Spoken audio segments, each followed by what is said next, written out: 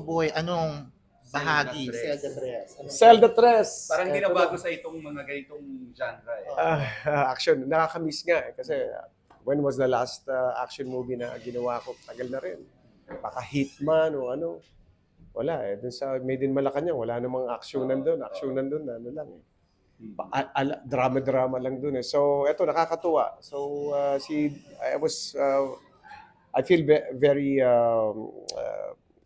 blessed na meron na namang offer from Direct GB. GB ang Direct GB na tumawag sa akin to consider the project. And sabi ko, sige, game ako. Hindi pa, I haven't worked with JM. So, sige. So, nakakatuwa naman. Ako, I enjoyed working. Nanganay ka ba? Like, sabi mo nga, medyo matagal-tagal na. Wala naman. Bitin nga eh.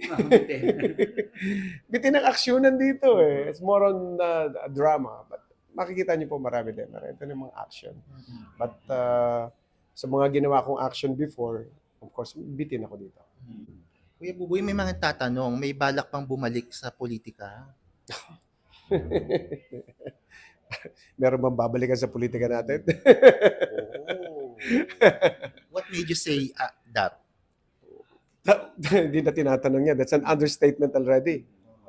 Oo. Na-burn ka ba sa politics? Sa politics. Na-burn sa politics. Actually, meron ba dapat ika-proud sa politics natin? Sa ibang bansa, di ba? Sa nangyayari ngayon, we need prayers. We need prayers ang bansa natin. We need healing, ika nga. Kasi sa nangyayari ngayon, we do not know what's gonna happen for the next 5 to 10 years. Anong mangyayari sa mga anak natin, apo natin, anong kalagayan ng bansa natin. Yun ang dapat natin ipag-pray. We need prayers for this country. Thank you.